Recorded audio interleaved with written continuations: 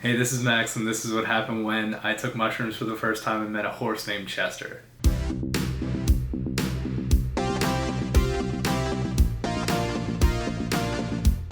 So the first time I did mushrooms, it was with two of my friends. One of them was his first time doing mushrooms as well, and the other one was like our liaison. He was just taking care of us and making sure we were okay through the whole experience. Took him in chocolate form, it was a little over a gram, pretty mild amount. After a couple hours, we were starting to feel it pretty heavily, and we were like just kind of hanging around and just watching movies and stuff like that. And I was like, hey, let's go for a hike, let's go to a park, let's, get out there, you know what I mean? We decided to go to this trail that I walk along all the time, but I decided to take a different path for the first time. We went up this path not really knowing what we were gonna find, still on mushrooms, we were smoking a little bit, there's a lot of mix of a lot of stuff, but we ended up down this path, and I started to hear this noise kind of off in the distance, and it was sort of a rumbling, and I wasn't sure what to make of it. I heard like a whinny off in the distance, and I was like, I'm certainly not hearing what I think it is, and from around the corner, a horse's head pops around. I can't believe what I'm seeing. It's a random horse in the woods. I go up to this horse. It's real like a real mystical moment for me, and I'm kind of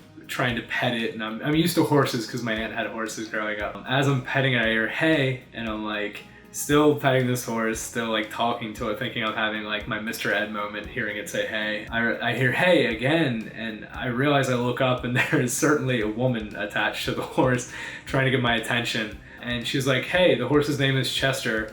And I was like, hey, Chester. And I went back to the horse, still on mushrooms, still having the time of my life. And she was like, I need to, be on about my day. And I was like, bye, Chester. And I kind of like stood in front of her, still not really knowing what to do. And she's like, can you move to the side? And I was like, I certainly can. And I just kind of went off into the woods, into a thicket, like somebody on mushrooms would, and went about my day. And that is what happened when.